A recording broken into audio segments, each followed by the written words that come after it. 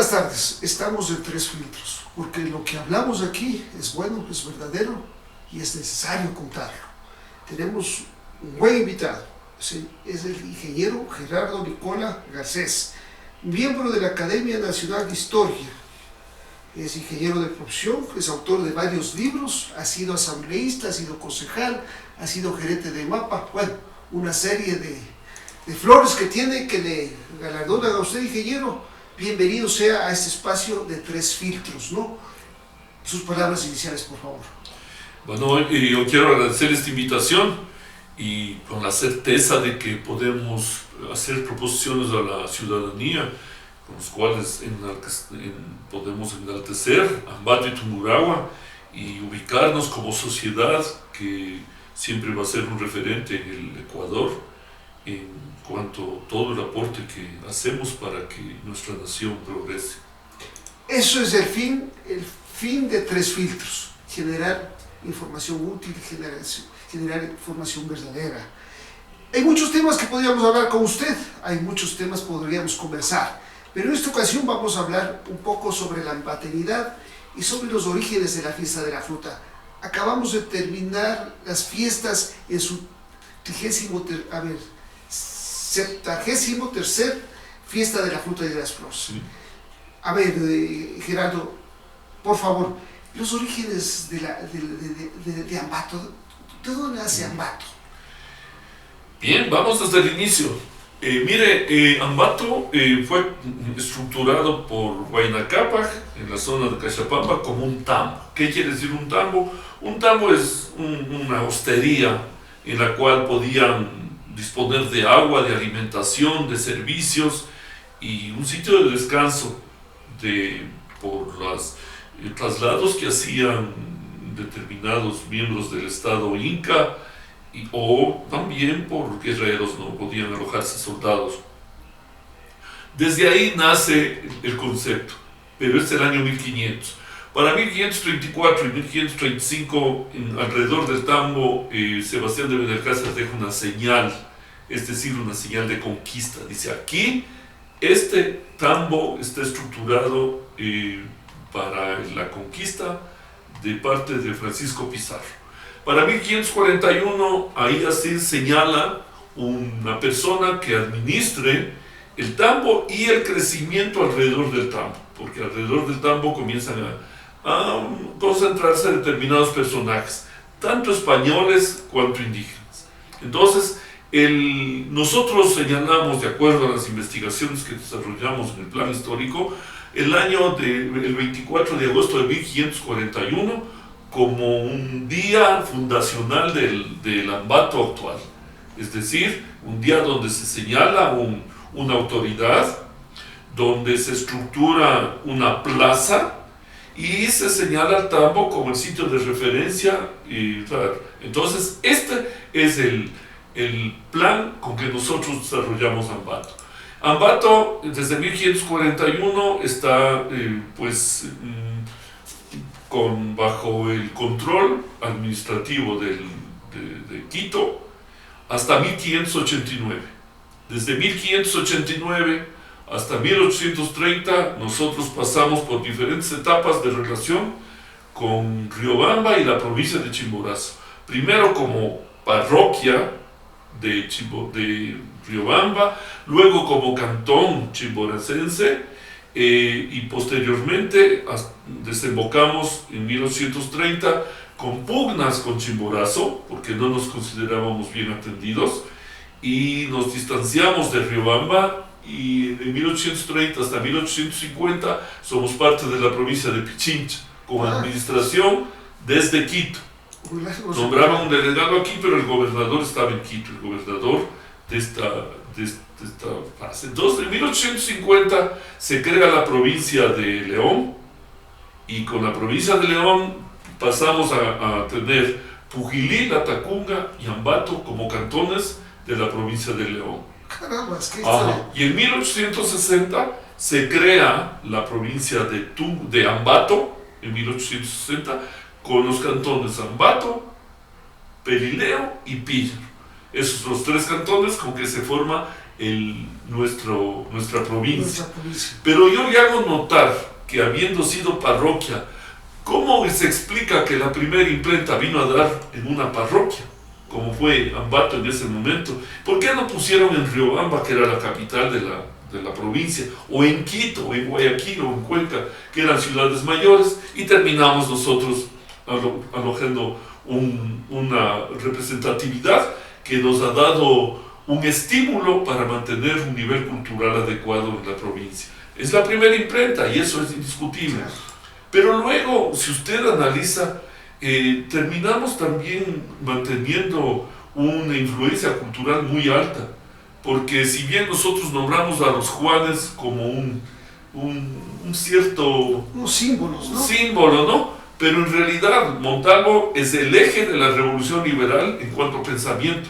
Él está alimentando continuamente estos estímulos para que la gente vea con otros ojos a nuestra nación y tratemos de cambiarlo, porque era una nación, pues, un país enredado en sus disputas y no avanzaba. Pero junto a él está Juan Benigno Vela, en cambio ya no como el ideólogo, sino como el ejecutor. Él es quien pone en marcha la Constitución liberal, con la anuencia de Alfaro, obviamente, pero las leyes de cultura, de educación, leyes de carácter estructural de la nación, él es quien pone junto con la Constitución en 1906. Él es quien configura, tengamos en cuenta el papel de Juan Benigno Vela, pero de Mera, más allá de un escritor de magníficas novelas, él estructura el himno nacional. Y viéndole que para la época, y esto lo decimos, hemos escrito alguna monografía sobre esto, que cómo va a imaginarse que termina él escribiendo el himno nacional, habiendo magníficos poetas de la época, uno de ellos el mismo José Joaquín de Olmedo, alto personaje nacional, de gran influencia, y sin embargo se queda en el camino. Y Mera es quien escribe el himno. Y esta es otra cuestión que hay que reivindicar para una provincia naciente, ¿no? Que había sido dependiente, recojamos, de Chimborazo, de Cotopaxi, de Pichincha. Ahí, Gerardo, una pregunta. ¿Por qué usted cree que, como usted mismo termina diciendo, Ambato era parte de Chimborazo en primera instancia, luego parte de Pichincha, se da este desarrollo intelectual? Exacto, entonces esto ocurre porque, viéndose que no era capital de provincia, la burocracia no se concentró aquí. Lo que sí pasó en Quito, en Cuenca, en Loja, en Riobamba, en Guayaquil, en Portoviejo, ahí se concentró la burocracia. Y había estas entregas de dádivas de parte del Estado. Entonces esto, tanto el colonial como el republicano, ¿no? Esto hizo que Ambato busque en sus propios recursos la forma de salir adelante. Aquí el tema del pan o los zapatos, mire, desde la colonia hemos impuesto estas líneas de trabajo. Los zapatos ahora, en el año 2024, en el mercado desde Tungurahua más o menos sale un 60% de los zapatos que requieren los ciudadanos del país. Pero en la colonia igual, teníamos zapatos para la soldadesca, para las autoridades, todos se mandaban a hacer los zapatos en Ambato, y Bolívar es una viva muestra de que encargaba toda clase de los artículos de cuero en Ambato. Entonces son detalles que no podía hacer en Riobamba, no podía hacer en Latacunga, era aquí en Ambato donde que se concentraron artesanos de alto hacer, panaderos, zapateros, y gente que manejaba algunos temas de metalmecánica, ¿no? Siempre hablamos desde 1560, que usted habla, un poco más antes. Ambato siempre fue un emporio, primero intelectual, de gente intelectual, gente de letras, gente involucrada en el tema político, gente involucrada en escribir, gente involucrada en el trabajo.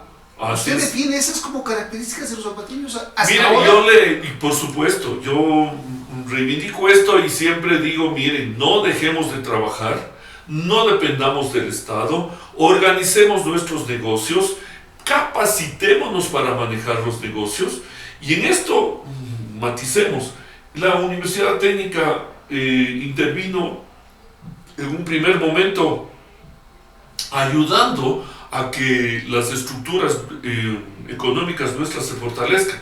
¿De qué forma? La universidad no sacó panaderos. En la universidad en ningún momento dijo cómo mejorar la panificación local. No. También intentó intervenir en las curtiembres y a la universidad no le fue mal. Pero la universidad hasta el año 90-95, prácticamente la mitad de sus estudiantes egresados habían salido de administración de empresas y de auditoría. Y esta formación de cientos de ciudadanos en esas líneas hizo que la organización de nuestras empresas mejore. Entonces esto dio estímulo para que haya contabilidad en los negocios, que se planifique el año, que se tenga una idea de cómo arreglar a los ciudadanos que participaban de los negocios, ¿no? Gerardo, solo para ir un poquito para atrás y venirnos a lo actual, ¿qué cambio se produce con el terremoto de 1949? Bien, que la gente mire, se impresiona, ¿no es cierto? Dicen los amateños, en 2 años se levantaron. bueno, pero maticemos, porque cierto es, para la publicidad está bien estar hablando cosas, pero en la realidad ¿cuál es la realidad? Yo en lo personal, por ejemplo, he comentado, ¿qué casa de mis parientes cayó? Ninguno. Entonces cuando evalúa dice, ¿qué tipo de casas cayeron? ¿Qué tipo de casas tuvieron conflictos en el terremoto? Entonces señala con precisión los materiales de que estuvieron hechos y por los cuales se desbordó el tema. Pero desde la Mariano Ewes hacia el sur, los daños fueron regulados, no fueron profundos. Hacia el norte, hacia la Merced, ahí hubo problemas con el terremoto, algunos daños, pero tengamos presente que estamos hablando de una ciudad tan pequeña que comenzaba en la calle Guayaquil, la Olmedo, y terminaba tal vez en el Hoy Alfaro. No había, aun así cuando nomás, sabemos que había casas hasta la Merced, ¿no? Aun cuando sabemos que el epicentro fue en Pelileo. En Pelileo, ya. Entonces por eso digo, maticemos esto, porque dice Ambato se levantó, es que Ambato sí estuvo dañado, pero hubo unas opciones políticas que hasta ahora causan un poco de polémica. La iglesia matriz de la época, cierto que cayó la bóveda, pero fue solo la bóveda, la iglesia no se cayó. La catedral, lo que luego fue la catedral, que en ese momento se llamaba iglesia matriz. Había daños en la iglesia de Santo Domingo, daños en la iglesia de la Merced, ninguna derrocable. Sin embargo, ese momento con el obispo Echeverría, hubo ese sintonizar de hagamos nuevo. Él ya viene de obispo y dice, mire, el obispado de Ambato se merece una iglesia de mayor categoría. Entonces, en ese momento, usted puede apreciar que no había pues un respeto por lo que se llama patrimonio ahora. El tema de patrimonio viene recién desde 1970. Pero antes de 1970, lo que teníamos eran casas viejas, casas sin valor arquitectónico. Si votaba algo, pues qué felicidad, ha votado y hace casa nueva. Y ese momento con el obispo Echeverría y el presidente Galo Plaza, deciden construir la catedral y votan la iglesia anterior. Y digo derrocan, porque si bien cayó la bóveda, si se reparaba, el ingeniero Ernesto Iturralde, él propuso por 280,000 reparar. Y dijo, yo ya sé de lo que se trata, se repara y se sigue viviendo. Pero de ahí este grupo político, religioso, que se tomó el poder, dijo, no, queremos nuevo. Y deciden derrocar. Entonces, como habían muerto determinados personajes, como el padre Palacios, algunos niños, algunas señoras, pero fue por imprudencia más que por el terremoto mismo. Porque ellos ya salen con el primer temblor. Y el padre Palacios dice, ¿en dónde más podemos estar más protegidos? Sino en la iglesia. Y regresa. Y cuando regresa, otro temblor muy fuerte y se desploma la bóveda nada más. Y claro, y mata a las personas que murieron. Luego de que ya salieron, luego de que ya estaban en la calle, vuelven a entrar. Y ahí es cuando se mueren. Una pregunta, ¿y estas iglesias que son parte una estructura colonial como son la Providencia, Ya, esto le voy a comentar. Aquí en Ambato no hay nada colonial. ¿no? La Providencia y la iglesia matriz que fue La derrocada, medalla milagrosa. la también. medalla milagrosa, el colegio Son Bolívar, posteriores. claro, son todo siglo XX. Aquí hubo la mano de un magnífico arquitecto diocesano que se llama Pedro Huberto Bruning. Este magnífico sacerdote construyó la iglesia de Pincho, que es una iglesia considerada magnífica, la de Quizapincha, la de Paza, la de Santa Rosa, la Basílica de Baños, la iglesia matriz de Ambato, la medalla milagrosa, la Providencia, y usted sígame diciendo, de manos La de Merced. la Merced, todas estas están en manos de determinados personajes que impulsaban a los curas párrocos con estos planos de avanzar y avanzar, porque todas las construcciones duraron 20 o 30 años. O sea, si usted evalúa el Colegio Bolívar, arrancó en 1920 y en 1951 recién se declaró terminado la edificación. Y así, si usted quiere ver la Providencia, O sea, todos, todo es largos Vos, periodos de vos. construcción. Claro. Y todos son siglo XX. Aquí difícilmente usted encuentra alguna casa de habitación o algún monumento arquitectónico correspondiente al siglo XIX.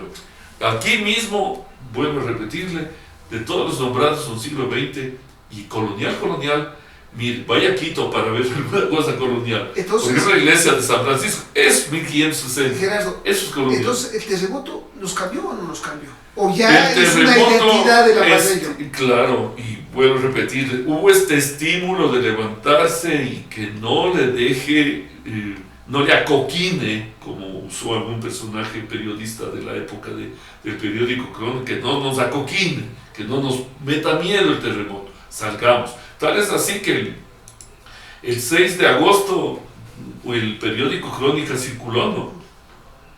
En primera plana fue una cosa increíble que circule el periódico y los mercados se abran. No es que el terremoto me da miedo y me inmovilizo, no, hay que seguir viviendo y ante el seguir viviendo impulsamos. Otra cosa podemos decir de Pelileo, que Pelileo sí realmente se destruyó.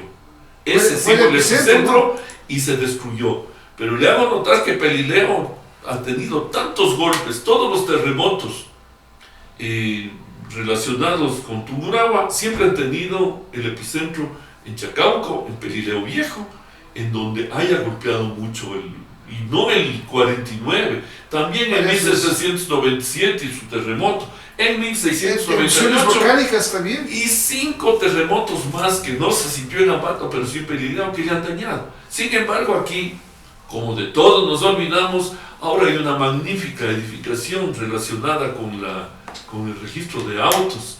Y entonces uno dice, pero si es el epicentro de todos los terremotos, históricamente visto. Pero, les ratifico, nos olvidamos de todo, nos olvidamos que puede haber terremoto y desafiamos a la naturaleza. Gerardo, mucha gente dice, Ambato comenzó la fiesta de la fruta y de las flores a los 2 años del terremoto. Sí. ¿Cuánto tiene que ver realmente esto? Eso también le digo, hay que volver a rebobinar, ¿no? Es decir, mire, de lo que nosotros tenemos noticia, en 1911 se produjeron las primeras ferias, se organizaron las primeras ferias en la ciudad de Ambato. ¿Qué tipo de ferias? La agrícola. ¿Qué tipo de ferias? La ganadera. ¿Qué tipo de ferias? La que tenía relación con las curtiembres. Muestre los zapatos, muestre monturas, muestre correajes, muestre ciertas prendas de vestir relacionadas con el cuero. Estas ferias desde 1911, con ligeros altibajos, pero durante todo ese periodo estuvieron bajo la organización local de los ganaderos, de los agricultores, del centro agrícola, y se nota la mano de un personaje de magníficas ejecutorias como fue Manuel Chico Molina. Él fue un profesor del Colegio de Agricultura y fue quien promovía el mostrar qué cosas nuevas hay en la agricultura. Usted sabe que los agricultores viven probando, son los científicos en el agro, ¿no? Viven probando cosas. Las curtiembres igual, viven probando cosas. La metalmecánica asimismo hacía pruebas y exhibiciones. Y esto era, cuando llega el año 49 y se destruye Ambato, lo que hace el Centro Agrícola es decir, ahora se llama Fiesta de la Fruta y le unificamos las ferias. Nombramos una reina y hacemos todo un programa en donde tenía que ver mucho con los barrios. Pero fíjese usted, si usted quiere ver las raíces de la Fiesta de la Fruta, es tan antiguo como el año 1911 hasta el año 49 que se destruye Ambato y el 50 se decide la organización y el 51 en febrero salimos adelante. Pero ratifico, por esto, la ciudad destruirse no tuvo la destrucción total como uno puede imaginarse. En Ambato pudo rehabilitarse las cosas. Uno.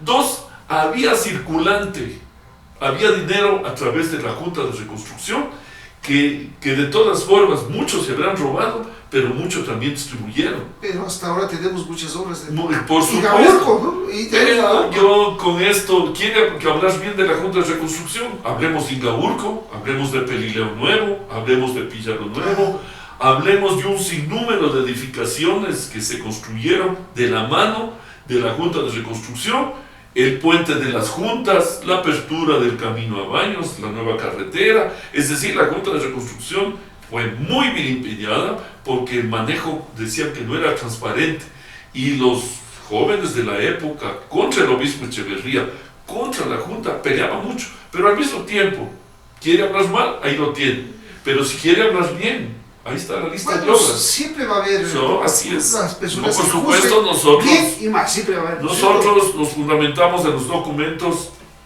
y terminó cerrándose la Junta de Reconstrucción por esto, no porque era muy observado por las auditorías. Gerardo, cuando usted narra con mucho entusiasmo, con mucho conocimiento este tema del Ambato de los 1550, 1560, luego viene en 1949 el terremoto de Ambato en agosto, y ahora cuando yo, después de todo ese conocimiento y escuchar a usted, asemejo lo que pasa ahora con Ambato, Tungurahua, y vemos que Ambato también es cuna de universidades, cuna de instituciones financieras, claro, cuna de comercial, patios de vehículos, distribuidoras de vehículos, tenemos microempresas, tenemos talleres artesanales, tenemos comercio.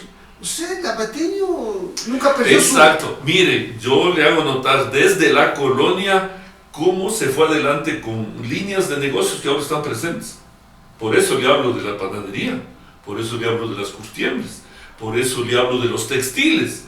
Y le estoy también hablando del desarrollo comercial en donde nosotros pusimos la feria de finados. ¿Nosotros teníamos acaso cerámica aquí en Tungurahua? No, la cerámica que nos dé la Victoria y Pujilí, que nos traigan de Loja, que nos traigan de la Suárez, y nosotros organizamos la feria. Esta feria, como ve, con los años, como todo, como es irremediable, ha ido girando hacia otros horizontes, otros objetivos, pero en su momento Ambato ponía la ciudad y exhiban, aquí se comercia, y por eso nuestros finados, siempre quien añora de haber visto los barros, de haber visto una cantidad de artículos artesanales, manuales, en donde era nuestro orgullo, pero no estaba hecho aquí. Nosotros éramos unos buenos intermediarios, tengamos presente. Entonces, este crecimiento desde la colonia nos conduce a encontrar el siglo XX y en un momento dado, increíblemente, el Estado detecta que el movimiento financiero en Tungurahua, estamos hablando de 1930, era mayor que el de Chimborazo. Y dice, ¿cómo? Porque Chimborazo estaba como en otro plan desde la colonia. Recuerden que nosotros pertenecimos a esa provincia, y con Cotopaxi igual.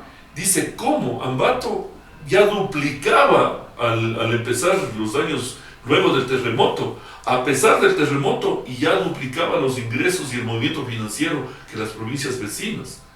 Llegamos al año 1980, 1990, y la diferencia se hace de 7-1.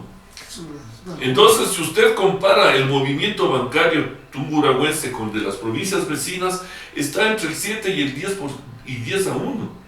el 7 con Chimborazo, el 10-1 con Cotopaxi. Y si hablamos geográficamente, las dos provincias... Somos parte del mismo ecosistema, somos parte de la misma cuenca hidrográfica de Pastaza, pero evidentemente usted cuando ve el número de negocios en Tungurahua, el movimiento bancario, las pólizas de acumulación, ve en general el movimiento comercial y claro, acá vienen a coger precio las papas desde el Carchi, acá vienen a coger el mayorista de Ambato, y aquí tenemos la reina de la papa, la reina de la cebolla, la reina del ajo, que imponen los precios en el país.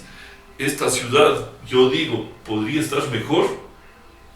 Tal vez podría estar mejor, sí, pero acá no hay tugurios, me refiero a Ambato. Claro, no hay tugurios, acá no hay claro, si usted va, incluso techo propio como barrio popular, y usted va a ver ahora que hay unas muy buenas casas. Entonces todo se hizo así, con este afán de causar el desarrollo de la ciudad y la provincia, y con una ventaja que significa el concepto geográfico, ¿no? Nosotros prácticamente estamos en el mismo espacio geográfico todos. Si usted ve Tizaleo, era parte de Ambato, Moche era parte de Ambato, Ceballos, Quero, eran parte del cantón Ambato. Para los años 70 hubo dinero en el país y que cada cual decidió cantonizarse. Pero si usted evalúa los errores que cometió Santa Rosa, que pudo ser cantón en el año 70, o Quizapincha, o tal vez acá algunas de las parroquias del noroccidente tuvieron dudas en declararse cantón o no. Al cabo de 50 años, nosotros nos damos cuenta que fue una magnífica decisión volverse cantón. Porque si usted evalúa cómo está Santa Rosa y cómo está Quero, resulta que Quero se nos fue por encima que Santa Rosa. Si usted evalúa Ceballos con Quizapincha, está a la vista que Ceballos tiene una mucha mejor decisión porque tiene sus propios políticos, su propio presupuesto, y definitivamente nuestras parroquias se rezagaron. Estas parroquias versus las parroquias que había hasta 1970. O sea, ¿usted cree que esto de haber cantonizado todos estos a la vista ciudades mejoraron? Mejoró, está a la vista, pues. Por eso le hago la comparación entre Tizaleo y Santa Rosa o Pilagüín. Pilagüín pudo haberse hecho cantón. Pero si vamos a Santa Rosa ahora, Santa Rosa es una ciudad satélite impresionante. No me cabe duda, con unos problemas impresionantes. Impresionantes también. Algo que los otros cantones lograron superar. Pero ratifico, Pilagüín o Santa Rosa es una ciudad satélite que es la de más alto crecimiento, la parroquia de más alto crecimiento en la región andina.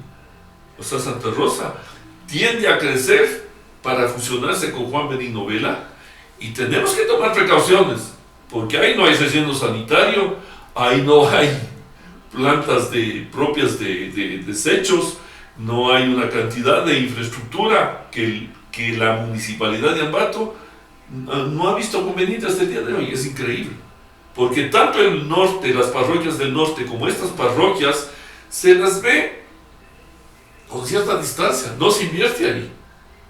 Y a usted le consta que haya habido alcaldes que prefieren volver a tocar la laguna a un alto costo que poner un remedio a algunos problemas que tiene Santa Rosa. Ese tema de los problemas de Ambato, el tema hídrico, el tema... Claro. Eso lo podemos tomar en otro Así momento. es, usted si a me dirá. usted como historiador, Gerardo, le dice qué le identifica al lamateño, ¿cuál sería usted?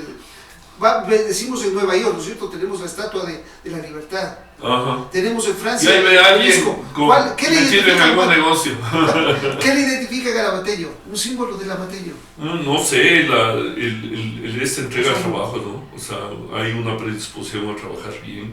Eso es mi consideración, por eso le he hecho el comentario de cómo las empresas locales subieron una mejora estructural con la presencia de las facultades de administración de empresas y contabilidad, ¿no? Y auditoría y contabilidad, donde nos ayudaron a mejorar el manejo de las empresas. Atrás de esto es la gente que sacrifica su tiempo. Si usted dice en dónde le ven, primero porque le reconocen a Ambato como su ciudad. Usted no le ve a un ambateño en Nueva York, está diciendo soy de Quito. No, soy de Ambato.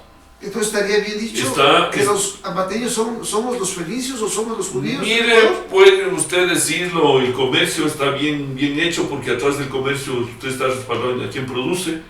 No es bueno ver con desprecio si somos fenicios o somos judíos del Ecuador. Lo importante es que damos respaldo a quien produce y distribuimos en una forma fuerte todos los procesos que hacemos aquí. Por eso la metalmecánica, los buses del país, más allá de la mitad se hacen en Tungurahua, en Ambato, ¿sí o no? Sí. Igual hemos hablado de zapatos. Nosotros tenemos un desarrollo muy fuerte en lo textil. No hablo solo de los blue jeans de Pelileo, no hablo solamente de eso, pero usted se fija que cada parroquia se especializó en algo. En Pasa, a ver, ¿cómo se hace una camisa? Y ahí han explotado poco sus habilidades, porque mire, yo vi una ocasión que dije, qué magnífica iniciativa. Usted tómese un café, dése una vuelta en la plaza y hasta regresar ya le tengo hecha su camisa a la medida. Ese era pero eso ha faltado un poquito. Ha faltado empujar más para que apoyar, porque pases conocido por las camisas, pues, ¿no?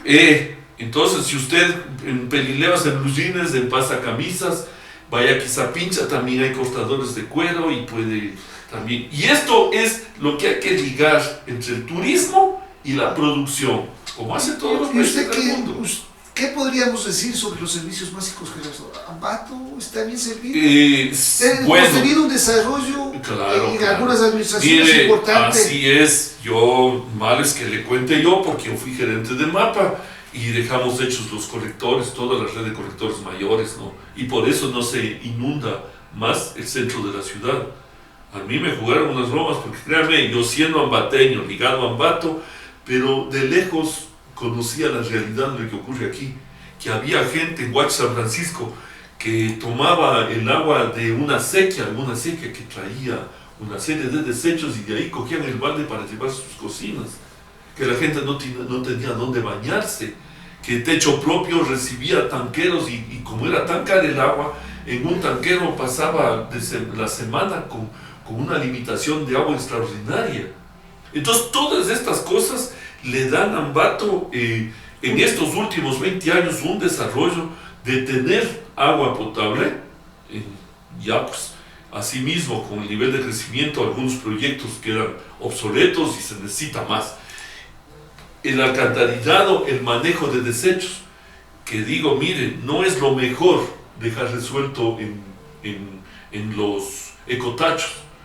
Yo preferiría que pase el recolector, se lo lleve, que no existe el ecotacho, porque el ecotacho ha perdido un poquito su esencia de estar limpio, de ser un lugar raciado, y no, ahora es un lugarcito de ligera contaminación. En su momento ayudó, claro, ayudó increíblemente, y yo le hago notar, porque usted dejaba una bolsa en su vereda y se acercaba un perro y destrozaba.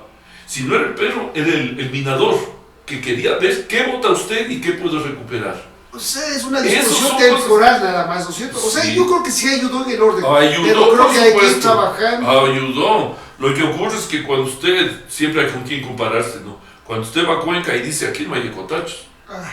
Y dice, ¿qué es lo que hace? Tener carros de basura, de recolectores en excelente estado que recogen en su puesto, que no dejan, sino unos pocos minutos, así, el control de canino, perros callejeros, que se produjo en Ambato fuertemente. Por eso hay una distinguida reina que era animalista y que decía que hay que recoger a los perros, que hay que darse en adopción, que ahí viene la esterilización masiva, ahí viene el control de ventas. Igual hay perros callejeros, pero no como en el año 2000.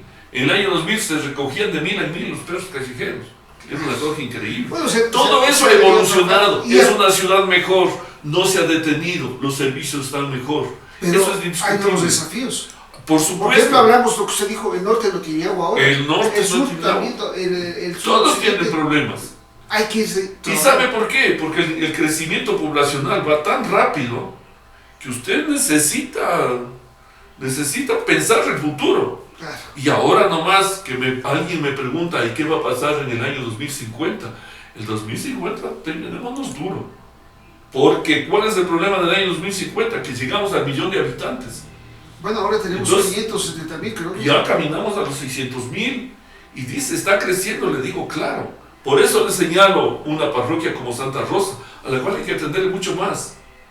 Hay que atenderle mucho más porque es el dormitorio de Ambato. Entonces duermen ahí y salen a trabajar acá. Ese tipo de problemas hay que... Bueno, Gerardo, tenemos varios sectores, ¿no? Noroccidente, el suroccidente, que es Santa Rosa, tenemos los Huachis al sur. Los Huachis tenemos al oriente, Caigua, que ya llegamos prácticamente a Totoras. Tenemos este sector que no se desarrollaba mucho, este suroccidente. Tenemos el norte. Entonces sí necesitamos ir eligiendo. Necesitamos sentarnos a pensar, o sea, de la politiquería que se trasluce en las sesiones del Consejo Municipal, más allá de un debate que es así, pues, o sea, no podemos estarnos quejando de que los concejales sean santitos, o esta alcaldesa o otros alcaldes que no tengan intereses de hacer ciertas cosas o de pasar a la historia. A ver, no se pasa a la historia discutiendo. A la historia se pasa haciendo. Y yo comparto lo que usted dice, y yo creo que tenemos que dejar la politiquería a un lado. La politiquería sentarse a ver. ¿Cuáles serían las medidas urgentes para ir planificando ese 2050 que usted dice? El 2050, evaluar la provincia y decir cuánto de agua hay para saber cuántos habitantes caben. Aquí ya no hay que el agua es un recurso infinito, ni que si yo quiero me voy a vivir y ya. No, esto tiene un límite. Este crecimiento poblacional tiene un límite. Porque ahora ya agua disponible como para el 1.000.000 de habitantes, tenemos Chiquiburco haciendo otra presa en la cuenca del Chiquiburco. Y tenemos a Luleo que está en el cantón Patate, que puede servir a Patate, a Pelileo y traer un Ambato. Mula Corral hay que captarlo, ya no hay más remedio. Mula Corral teníamos ahí como una presa que no sabíamos bien para qué lo hicimos. Pero ahora hay que darse modos de captar y poner al servicio de agricultura y de agua potable estos temas. Pero estos temas son difíciles. Y eso le digo, el alcantarillado tenemos, claro, mire, nosotros hicimos el esfuerzo de los colectores y luego posteriormente se construyó la planta de tratamiento de las viñitas. La planta de tratamiento de las viñitas, en el seguimiento y el acceso que hemos tenido a informes funciona bien. Pero ¿cuál es el problema? De que funciona parcialmente. Ahí no hay otra infraestructura que se construyó y que no está operativa. Y le hablo de que funciona bien porque filtra el agua, le depura y devuelve al río estas aguas depuradas. Es un avance. Pero hay unos residuos. Estos residuos deben ser trasladados al relleno sanitario. Pero hay una gerente que dijo, no, esto no se puede. Luego alguien dijo, no podemos recibir en el relleno sanitario. Una tontería, porque esos son, en la cuenta, son sedimentos. Y nadie nos habla de esa planta de tratamiento. Esa planta de tratamiento no se habla porque está ahí y se necesita tener un poco de especialización. Y se trajo españoles y no le quiero decir a dónde fueron algunas platas de esa planta, porque ya se vuelve un tema político que otro rato hemos de conversar, porque no hemos estado fuera del movimiento mundial, digamos, como Ambato y como recursos económicos de Ambato, que fueron a dar en otro lado, ¿no? Pero ahí, eso no va a ir. Vamos a ir terminando porque el diálogo ha sido muy bueno y ha pasado rápido el tiempo. Riquísimo. ¿Hay futuro para Ambato? Por supuesto, hay futuro para Ambato, hay futuro para el Ecuador. Lo que deseamos fervientemente es que seamos capaces de sentarnos a conversar, a hacer un foro de Ambato, hacer un foro para Tungurahua, hacer un foro para el Ecuador, participar, pensar en proyectos adecuados y siempre no dejar de lado el futuro. El futuro tiene que encontrarnos preparados. Por sobre todas estas cosas, por eso participamos activamente en la forestación masiva. En esto le invitaremos a usted y a todos los colegas periodistas que puedan asistir a las forestaciones que organizamos con las comunidades tunguragüenses. Esto tenemos en la visión, estructurar más viveros, recoger más plantas y trasladar al campo en una forma que realmente encontremos la relación entre producción de agua y las masas arbóreas que dispongamos. Si hay Esto apoyo es de una las cosa. autoridades, Gerardo. Mire, esto es Ahí una está, cosa difícil. alguna de las autoridades nuestras está liderando. Sea Mire, prefecto, tiene sea que gobernador, sea alcalde. liderar, tiene que liderar, en el caso de Tungurahua, de Ambato, la alcaldesa, los alcaldes de la provincia tienen que liderar. Por ahora, en realidad, la relación que mejor se ha creado es con el alcalde de Quero y toda la zona del Igualata, en donde tenemos la programación completa para los próximos 4 años, financiado con un quehacer claro y un respaldo comunitario. Entonces, esto se ve, pero eso hay que replicar no solo para Quero, para toda la y ojalá todo el provincia, país, ¿no? pero por supuesto.